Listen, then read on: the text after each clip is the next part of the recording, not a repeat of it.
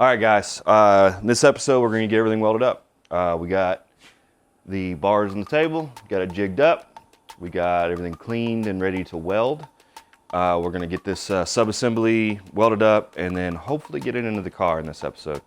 If you're enjoying the series so far, make sure you give us a like down there. It's going to help us go up the logarithm. And if you haven't subscribed, make sure you're a subscriber. It's the only way you're going to get notified when we get new ones out. I'm thinking this is probably going to be another 2 or 3 episodes after this one before the entire suspension stuff's complete, and then we're going to move on to the next part. But make sure you're following along if you're enjoying it.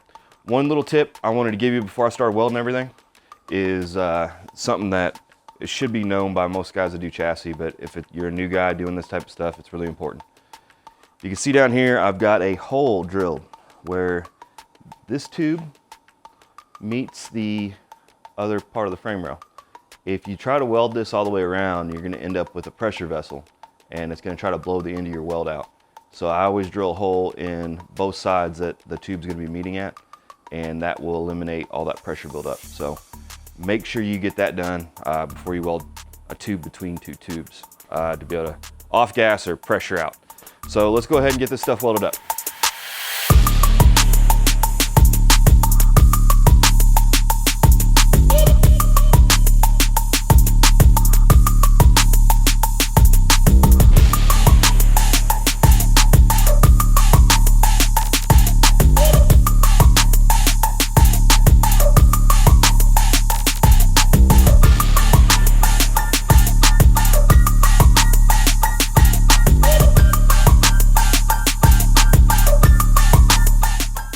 All right, so I got all the welding done on the subframe.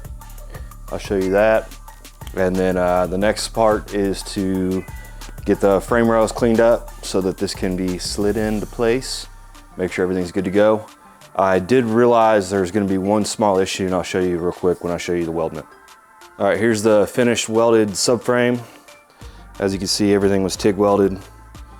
Not that it had to be, but I just prefer it. Make sure I can get a good weld. One thing I noticed is I have a brace that's supposed to go from here up to the original frame. It's going to end up hitting this. So I'm either going to have to adjust that brace and kind of bring it out and up, or I'm going to have to notch the tube going upwards to get clearance for this. The problem with that is I'll never be able to weld on the inside of that. So I don't really care for that idea, but we'll take that as it comes. I still need to, I think I'm gonna cut this like diagonally and then put a plate cap on it. I'm not sure yet, but we're about an inch and a half longer than we need to be here. So I'm gonna wait to do that until kind of last thing. Anyway, so let's get the frame cleaned up and get this guy slammed in. All right, the next step in this deal is we gotta clean up all the old welds. I'll show you that real quick. Just got to clean up this old stuff like that, and then the old tubing on both sides. There's not a good way of doing this. There's not really a shortcut. You just gotta do it. What I like to do is, if I can't convince my dad to do it, which he's gonna do a lot of it, I'm going to tell you that the best way of getting this done is putting in some headphones. Listen to a podcast, maybe Line Locked podcast.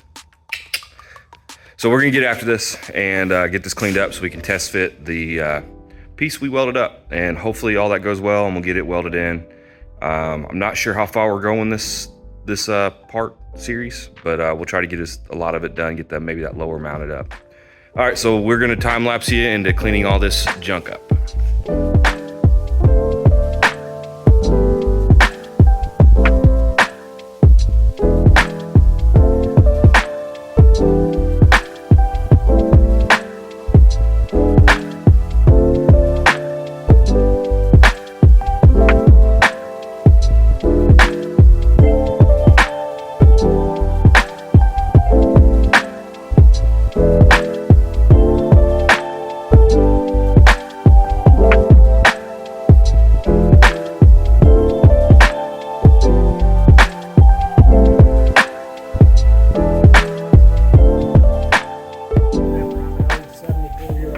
Is that how old you are? 74? 73. 73? Getting to 74? And a half. Yeah.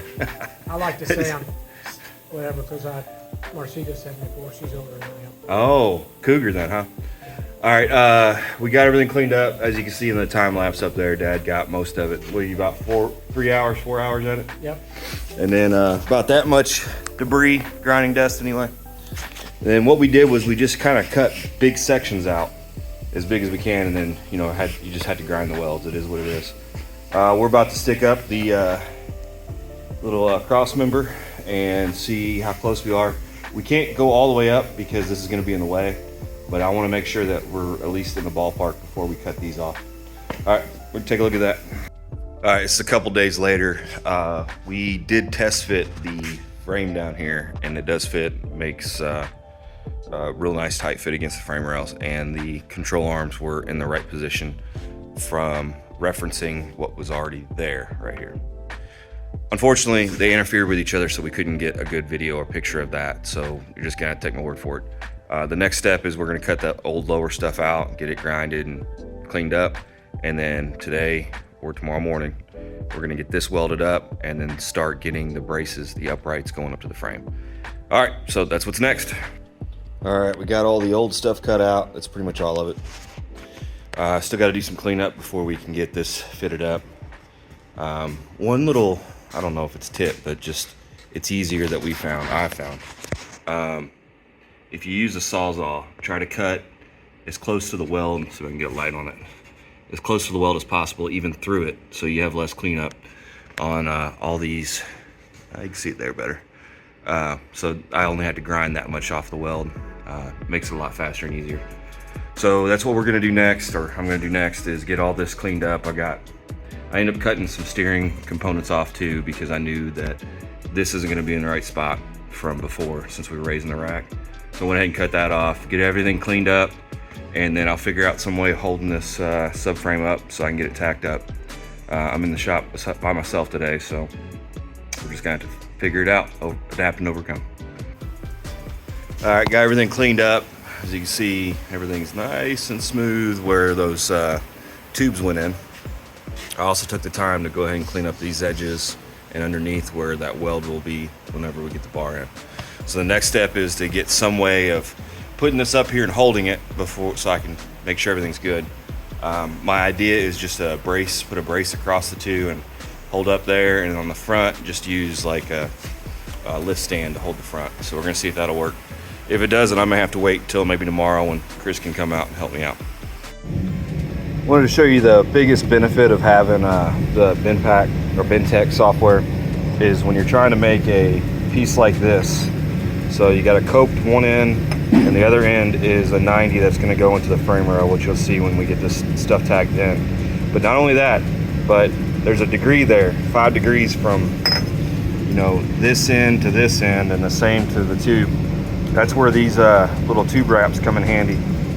You can see they get printed out, and then you just tape them together, and it gives you this exact dimension from the drawing. So it's pretty damn cool. Definitely worth the money.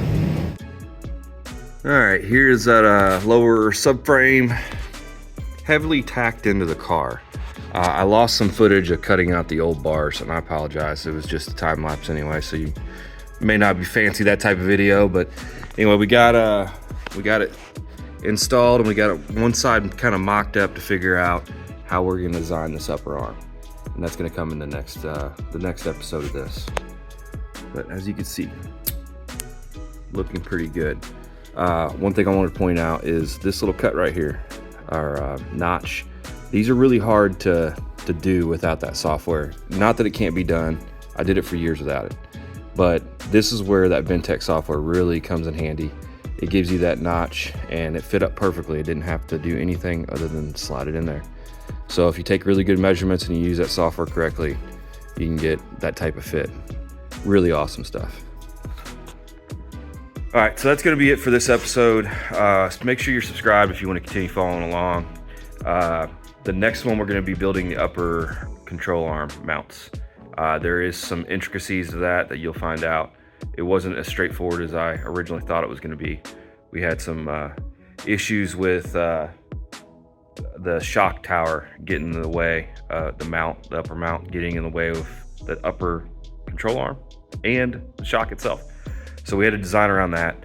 You know, that's just how it goes when you try to do one of these projects. You just gotta keep designing until you figure it out and make sure it's strong and good. All right, well, again, I appreciate you watching, and I hope you're a subscriber and you want to follow along with this. If there's anything that you want me to directly talk about that I've done so far, make sure you put it down in the comments below if there's something that I brushed over that you're interested in. All right, see you in the next one.